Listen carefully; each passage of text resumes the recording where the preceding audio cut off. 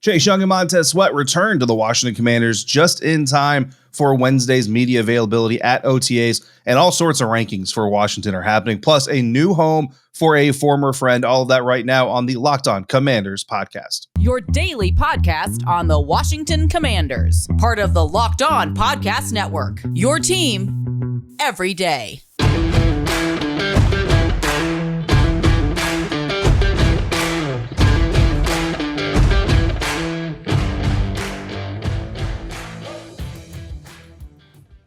Welcome to the Locked On Commanders podcast, part of the Locked On Podcast Network, your team every day, your daily podcast on the Washington Commanders. I am David Harrison, covering and writing about the Washington Commanders for Sports Illustrated's Fan Nation. My partner is Chris Russell, one half of the Russell and Medhurst Show, which can be found on the Team 980 Monday through Friday from 3 to 7 p.m. Eastern Time or anytime, along with this show on the Audacy app. We thank you for making us your first listen or your first view of the day. We're available on all platforms, free and available on all platforms, including YouTube. And when we're not there or here, you can find us on Twitter at dharrison82, at WrestleMania621, and at LO Commanders. Chris, long time no speak directly on computer anyway. We text a lot, but that's a little bit different. How you been? Hi, David. How are you? Again, good to be back with you. Appreciate you, doing a couple of solo episodes while I was out, and, vice versa and all that good stuff. And, as we opened up the show with yesterday, as I recorded, on Memorial Day Monday, I know that's a tough day for you, but just want to make sure that we properly recognized you and your sacrifice and everybody that, has sacrificed their lives in one way, shape, or form or another, so that we can do stupid, silly stuff like debate whether Chase Young should be at OTAs and where Carson Wentz ranks on quarterback ranking lists and care about all this nonsense. So again, thank you. And it's good to be back with you. And I guess we'll start there with the news that we have found out about, as we record this on Tuesday morning, which was that Carson Wentz, that Chase Young and Montez Sweat have both arrived, according to the team, at OTAs on Tuesday morning. Mm-hmm. And again, as you mentioned, we're scheduled to be there on Wednesday. That's when the media is allowed to be out there. But Chase Young did arrive. Montez Sweat also returned. And David, I ask you this, I did the episode on Memorial Day, and it was titled basically, "Where's Chase Young at?" Right? Not only because, he wasn't at OTAs, as you knew from last week and as you reported on, along with a group of others. So it wasn't meant to signal out Chase, but it was also designed to talk about where he ranked, according to Pro Football Focus, on the roster, meaning they did a top 3 on every team. And Chase actually was on that top 3 along with McLaurin and Jonathan Allen. So just so everybody knows, that's why we went in that direction. But I guess now that he's back, and again, they're going to ease him in, don't expect much. Is that a big deal? Is that not that big of a deal? How do you feel, basically, about Chase Young saying, "Hi, I'm here," along with Montez Sweat? I think it is a big deal, and I'm going to lean on William Jackson III, right? So, I can say what I say and what I believe in on all these things. And I like to think that some of our listeners and viewers have, over the last year plus, have kind of come to maybe at least accept what I say as some sort of, I'm not just guessing. I'm not just reaching out into the clouds with guesswork. You know what I mean? Like, everything I say is rooted in some sort of analysis or experience or knowledge. But William Jackson III plays football, Chris, right? He's an NFL cornerback, and whether he did great or not in his first year with Washington and all those things, and whether or not Cincinnati absolutely loved him, the bottom line is the man is cleats on ground in the locker room, in the meeting rooms. He is an NFL player. And he talked about OTAs. Last week, he was part of the media availability, and we got to ask him about, what the value is to being here and how important it is to be here. And he just talked about comfortability, right? Knowing the scheme, knowing the language. He said last year was kind of like learning a new language and having to get used to everybody. And he also talked about trust and being able to know kind of where your guy is going to be, right? Like, he plays a lot of times. Cam Curl is kind of behind him or to his side offset a little bit, trusting that Cam Curl is going to be where Cam Curl is supposed to be, because then I can just focus on what I need to do. And when we see a lot of problems, especially on defense, a lot of it comes from freelancing, right? And it's hard because we hear some great stories about players that freelance. I mean, when Rondé Barber gave a press conference a couple years back, and I remember he told a story where Monty Kiffin, one of the greatest defensive minds the game has ever seen, right? Monty Kiffin literally told him, "Hey, I don't want you crashing down on the ball carrier. I want you setting the edge, the wide edge, force him back inside to our linebackers." Well, there was a specific play, and Rondé said, "You know what? I'm not doing that." He crashed down in, forced a fumble, was picked up, returned for a touchdown. They ended up winning that game in large part because of that touchdown. So it's like you hear so many freelance stories, but really at the end of the day, you don't want your players going off script. Well, why do they usually go off script, Chris? It's because either A, they think they know better, or B, they don't trust what's happening around them. The only way to fix the trust factor is to be together. You can't fix that trust factor on the field unless you're on the field. And even if Chase isn't, 100% doing everything, doing all the team drills and everything, simply being there and be like, boom, Cam was in his spot. Boom, Cole was in his spot. Man, Cole made the call. That was a beautiful call. Boom, Jamin was where he was supposed to be. That starts to give him confidence if there is any doubt in that and what his teammates are doing and are capable of doing. So it's very important, even if he's just there taking mostly mental reps. Yeah, I mean, I totally agree with you. And remember what Jack Del Rio said a couple of weeks ago, which was, and I think it was to Julie Donaldson.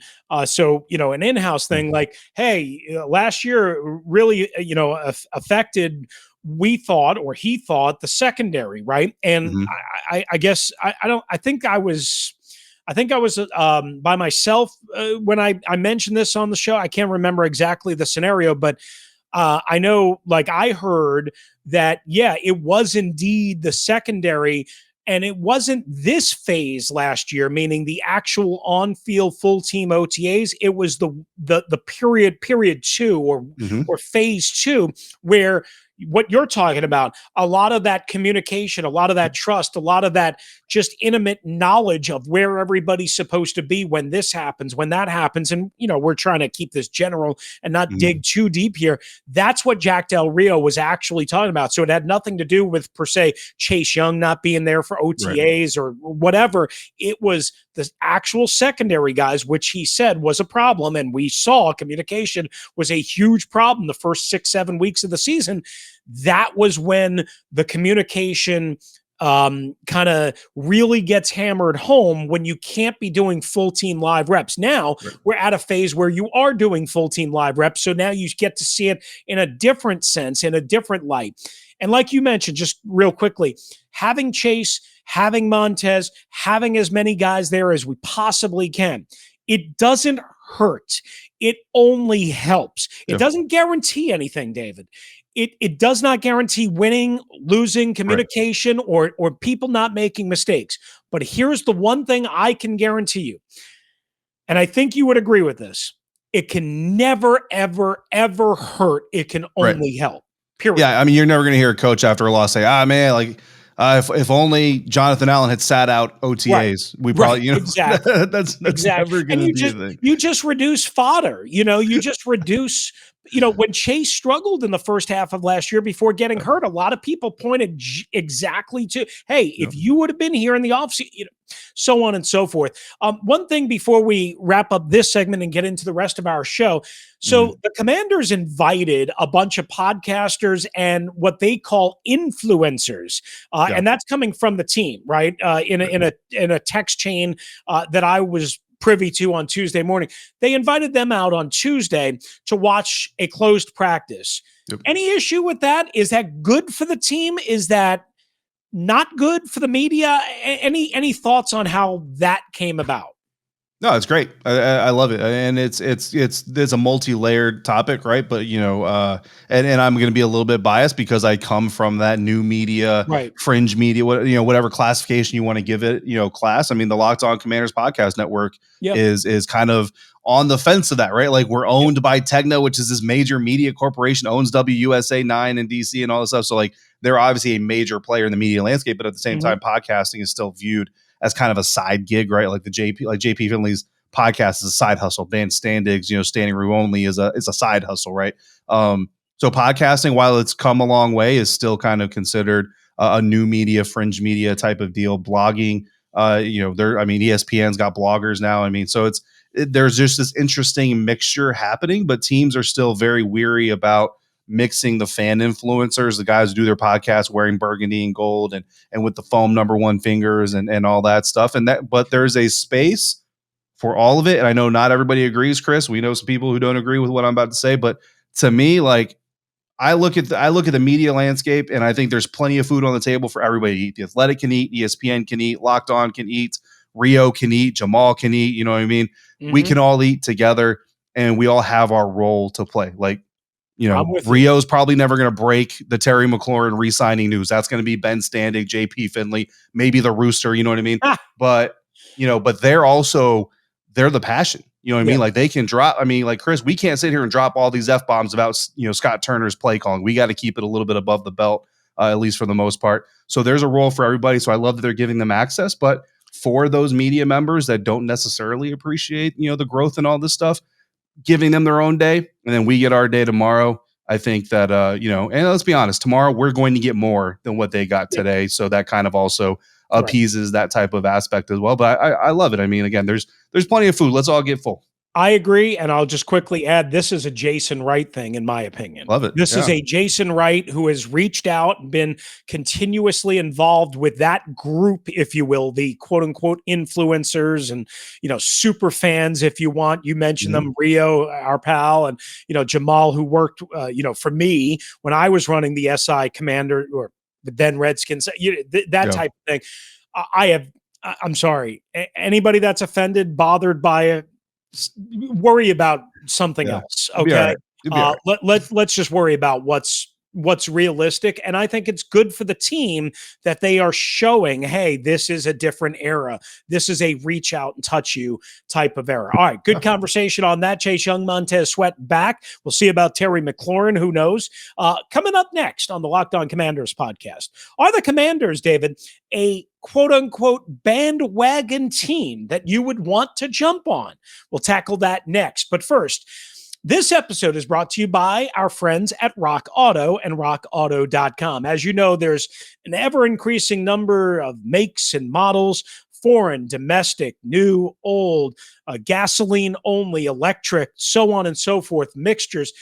You're going to need auto parts. You're going to need service on your car. And if you're a do-it-yourselfer like many of you are, one way that you can tackle and get a good price and get a good service is through our friends at rockauto.com. Why go anywhere else? Well, here's the great question and point with Rock Auto and rockauto.com. You don't have to go anywhere else. You don't have to go to the big auto parts superstore. You don't have to get the runaround from the guy who's trying to get a commission.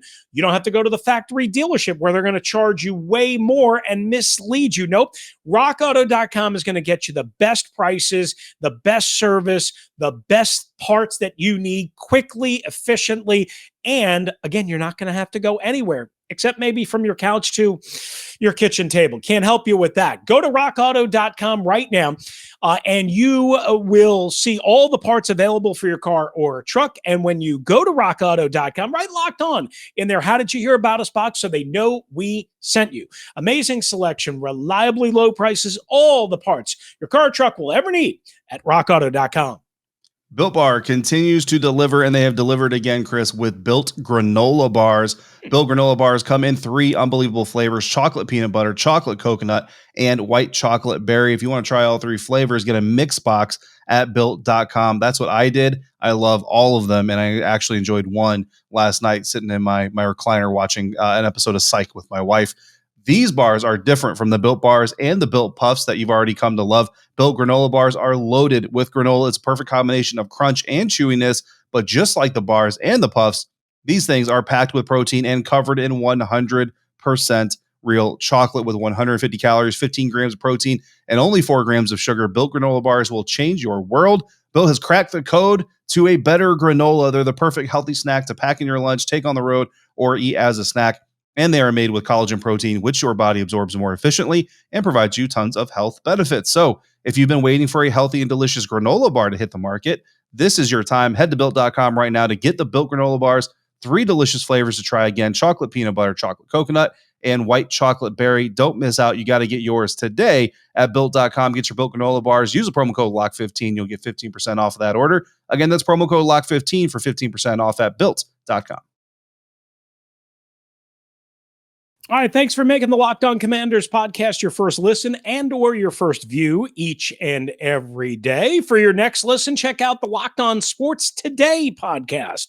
The biggest stories of the day, plus instant reactions, big game recaps, and the take of the day. Available on the Audacy app, YouTube, and wherever you get your podcasts. All right, David, let's jump into this. Adam Schein of NFL.com, Sirius XM, and CBS Sports Network, I believe. He wrote about 9 teams and players that you would want to jump on the bandwagon for in 2022. You can find it at NFL.com. We'll try and post the link, all that. But here's the gist of it.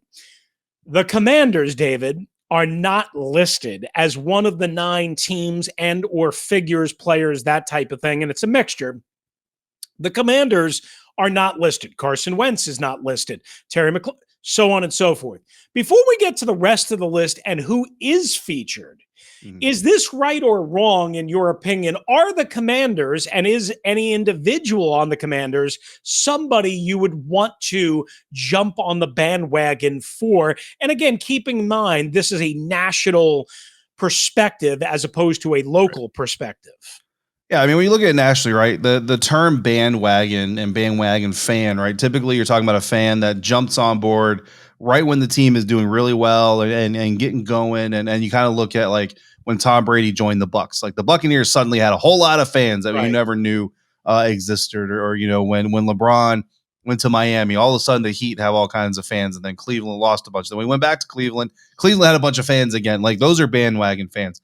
The Commanders just don't qualify as a bandwagon team. I mean, they're not, you know, they have a playoff appearance the last 2 years, but even that playoff appearance was a 7-win season. They won the NFC least, as everybody, you know, dubbed it and all that stuff. So even that season, and Ron Rivera, remember that offseason, he said himself, we're playing with house money. We're not supposed to be here, and we get that. Now, he also said last year that he almost kind of wishes it didn't happen because the expectations went, you know, skyrocketed. So I don't have a problem with the Commanders not being on that list, just because when so many people hype up a team and then they get burned so badly. Like, I mean, I can't remember his name, the former NFL quarterback on ESPN. Dan Put Washington in his, Dan Orlovsky. He put Washington in his top 4, right? He said, he's like, I can see Washington competing for the NFC championship game.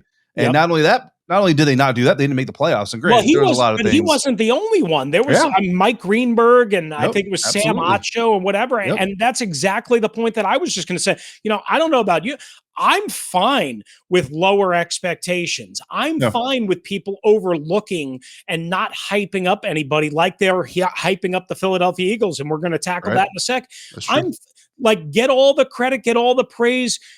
Come in with that hunger, that underdog mentality, if you will. I think that always psychologically, mentally benefits a team. And maybe the fan base wants more hype and excitement and praise. And I don't care about any of that stuff. I mean, we know this team's temperature, okay? We know this team has potential. We know that this team has also flaws, and a lot of things could go right and a lot of things could go wrong.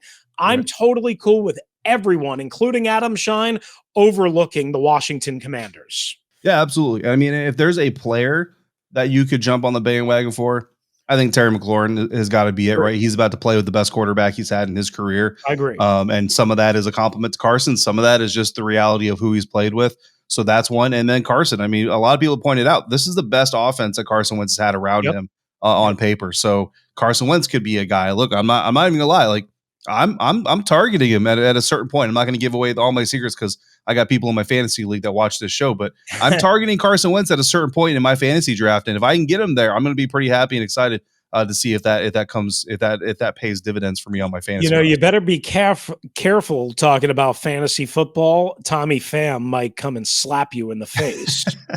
If you, those of you that don't know that story, there's been lots of coverage about it over the weekend from the Cincinnati Reds and the San Francisco Giants. You never expected that in fantasy football, but trust us, that did happen. All right, quickly, the rest of the list, David, features Washington's Week 1 opponent, Trevor Lawrence, the quarterback of the Jacksonville Jaguars. He's listed at number 2. And of course, the Philadelphia Eagles, we just mentioned them, at number 5 and number 8 on that that list from Adam Schein is Pep Hamilton and the Texans offense, who Washington will face in November. Quickly, does anything jump out to you there? I mean, Trevor Lawrence, and it's not even like a shot at him necessarily, but like maybe like Travis Etienne is going to be healthy again, I suppose, but I mean, it doesn't really look like much of a better situation than it did the last time we saw him. So I don't know if I would even consider him a bandwagon guy at this point in time. The Eagles are like Dak Prescott all over again, Chris. Like, remember, I mean, I've been over this. Like, I at one point I was higher on Dak than everybody else, and now I'm lower on Dak than everybody else. Right. The Eagles are kind of there. Like, I was looking at the Eagles. I'm like, okay, they're building something. But I mean, there are people talking about this team competing in the NFC, like for a trip to Arizona. And I mean, unless they're seeing something out of Jalen that I haven't seen yet, I mean, I don't know where that's coming from. That's the hype machine that Washington essentially was getting last year at this time. That's exactly win that offseason, baby. Win that offseason. Exactly. That's exactly what we're talking about. All right, coming up next, a former Washington third-round draft pick finds a new home. We'll discuss that and more on the Locked On Commanders podcast. But first, our partners at BetOnline continue to be the number one source for all of your betting needs and sports info. Find all the latest odds, news, and sports developments, including this year's basketball finals set between Boston and Golden State. Should be a great series. Of course, the Cup, the chase for the Stanley Cup coming down to the wire. Now you have the New Yorkers involved in that, plus Major League Baseball scores, fights, and even next season's NFL futures. You might want to put a little bit of money down on the Commanders. BetOnline is your continued source for all of your sports wagering information, from live betting to playoffs, esports, and more. Head to the website today or use your mobile device to learn more about the trends and the action at our partners and our friends. BetOnline, where the game starts. Final segment of the Locked On Commanders podcast here. David Harrison and Chris Russell back with you. And Chris, like you mentioned before we hit the break there, the Houston Texans have signed a player, former Washington third-round draft pick, cornerback Fabian Moreau, who was with Atlanta last year, has been a disappointment, generally speaking, overall in his career. Do you expect Washington to still pursue a veteran cornerback? I know the secondary was a position or just a group in general, especially with Kyle Hamilton, that a lot of people expected the team to address, but so far haven't done a whole lot outside of, Percy Butler. I do. And that starts in earnest, I think, post June 1st, which is, Wednesday, depending on when you're watching this or listening to this. It could already be June 1st, David. Remember, they get the Landon Collins money completely off the books again on Wednesday, June 1st. Which means they have a lot more freedom to pursue. Yeah. Joe Hayden is a name that I've thrown out there. I don't know if they have interest. Look, he's a veteran corner. He's been a very productive corner, but he's a little bit slow of foot. He's a little bit, he's more of a zone guy than a man press guy. We've talked about that, wanting to be more man press, wanting to be more aggressive, but I don't think that precludes a guy like Joe Hayden. Again, that's just a name I've thrown out there. He's also from the Washington, D.C. area. It could mean something for him to finish his career, or presumably finish his career, by playing for his hometown team, right? That could be and he's still been productive in Pittsburgh and Cleveland before that, right? So that's just something to keep an eye on, I think, as we move forward. Not to mention, there could be other areas of interest, such as Mike linebacker, which we've, of course, discussed, and, maybe a veteran interior defensive tackle like a Star Lotulelei, and anybody, of course, that played for the Carolina Panthers under Ron Rivera. So, again, just some things to look for. As far as Fabian Moreau goes, listen, good. I mean, good luck. Wish him the best. He wasn't healthy here, number one. And he started, remember, they drafted him, and a lot of people thought he had a late first round, early second round grade on him. And they got a middle of the third round. So a lot of people thought, wow, they got this great value, this potential stud from UCLA. And he really only contributed on special teams and a little bit at corner. Again, had trouble staying on the field, David. Really never developed. Went to Atlanta. Remember, Kyle Smith is part of Atlanta's front office. So he was with them last year because Kyle was instrumental in drafting him out of UCLA, and now on to Houston, where he'll get to work with, Lovie Smith, and good luck for it. I hope it works out for him, but it sure as heck didn't work out here. And he's not the only third-round pick, of course, that didn't pan out for an NFL team or for the Commanders/Redskins/ Washington football team. So I hope it works out for him, and maybe we'll see you, Fabian, in mid-November. Yeah, perhaps. I mean, hey, good luck to everybody out there trying to pursue their dreams, right? Never want to get in the way. That as far as the cornerback position, defensive back position, I mean, honestly, I kind of like what they have right now. I mean, James Bradbury would have been a guy that obviously would have been intriguing if they had gone that direction. That would have been interesting. But, behind that, you got Benjamin St. Juice coming back onto the field. You still got Danny Johnson. Troy Apke is still out there playing, a variety of positions, Christian Holmes, Percy Butler. Like, I think you have enough competition. I want to see this team kind of just get back into the groove, kind of like what William Jackson was talking about. Let's see what really happens with this team now that they kind of work together for the most part, outside the rookies a little bit. But yeah, Mike linebacker definitely a position, or not Mike linebacker, just the linebacker group. But I mean, the more we see of Jamin Davis, the more that you just have to believe that the team is rolling with Cole and Jamin, with with Kalik and David Mayo there playing the backup roles. All right. And just wrapping up the show, Chris Sims, quarterback rankings. I know we've touched on this before. He does a top 40 list of quarterbacks. And this is, again, his ranking. So, it is subject to his interpretation. But, David, he's released half of the list, 21 through 40. Yeah. And not a single Washington Commanders quarterback is on that list, meaning Carson Wentz presumably has cracked the top 20, which is where he should be. And it also means Taylor Heineke is not in the top 40 of NFL quarterbacks for those that are kind of bullish on him as being certainly a better backup quarterback and a potential starter. Any thoughts on that? I mean, Taylor Heineke not being in the top 40, like, you can make the argument that he's top 40. I think, some of these teams have some pretty rough backups. And I mean, some of these guys have some quarterbacks starting that are backups. You know what I mean? Carson Wentz being top 20, not totally surprised. I think, if he gets top 12, I think I'll be surprised. Top 15, top 20 range, though, that's pretty much where I think you'd expect. But I mean, Chris Sims, look, he's not the clickbaitiest guy out there in the world, but he has been known to drop some zingers to draw some attention. And Carson Wentz gets a lot of attention these days, and Carson Wentz not being on his top 40 at all would certainly draw some attention. I'm not saying it's happening. I'm just saying it wouldn't completely surprise me. That would surprise me if Carson Wentz is not listed. It would surprise me on the list, not from the source. Okay. All right. Interesting. We will see, and we will update as we go along. We want to thank you guys again for making the Locked On Commanders podcast your first listen and your first view of the day. Come on back for the next episode. David and I will be at the Inova Sports Performance Center after Wednesday morning's OTA period, and we're actually going to try and go live, guys, right around 1 o'clock Eastern time is, I think, what we're going to try and do.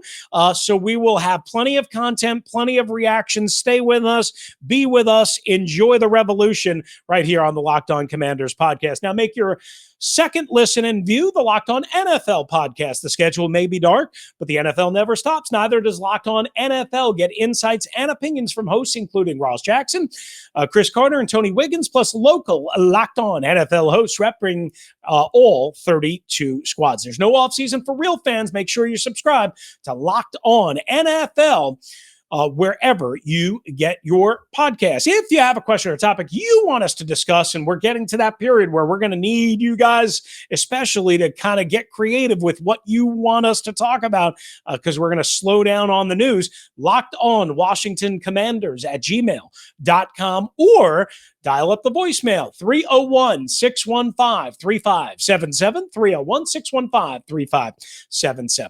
That's going to do it for us today, Commanders fans. Thanks again for joining us. We're free and available on all platforms. For David Harrison, who's covering the Washington Commanders for SI.com's Fan Nation, I'm Chris Russell, one half of the Russell and Medhurst Show on the Team 980 and the Audacy app. We'll be back right here on the Locked On Commanders podcast.